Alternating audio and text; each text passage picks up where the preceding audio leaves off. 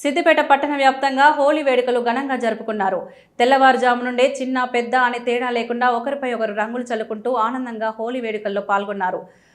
సహజ సిద్ధమైన రంగులు చల్లుకుంటూ ఒకరికొకరు హోలీ పండుగ శుభాకాంక్షలు తెలుపుకున్నారు. యువతీ యువకులు పెద్ద ఎత్తున రోడ్లపైకి వచ్చి రంగులు చల్లుకుంటూ ఎంజాయ్ చేశారు. ఈసారి యువత కెమికల్తో కూడిన రంగుల జోలికి వెళ్లకుండా సాంప్రదాయ రంగులతో హోలీ ఆడారు. సిద్దిపేట పట్టణంలోని గణేష్ నగర్లో జరిగిన హోలీ వేడుకల్లో కౌన్సిలర్లు నాగరాజ్ రెడ్డి, ప్రవీణ్లతో కలిసి మాజీ మున్సిపల్ చైర్మన్ రాజనర్సు పాల్గొని హోలీ ఆడారు. అలాగే నర్సాపూర్ చౌరస్తా వద్ద జరిగిన హోలీ వేడుకల్లో టీఆర్ఎస్ నాయకులు దర్పల్లి శ్రీనివాస్, మల్యాల పవన్, మార్కెట్ బాబు పాల్గొని రంగులు చల్లుకొని సంబరాలు చేసుకున్నారు. అందరికీ హోలీ పండుగ శుభాకాంక్షలు.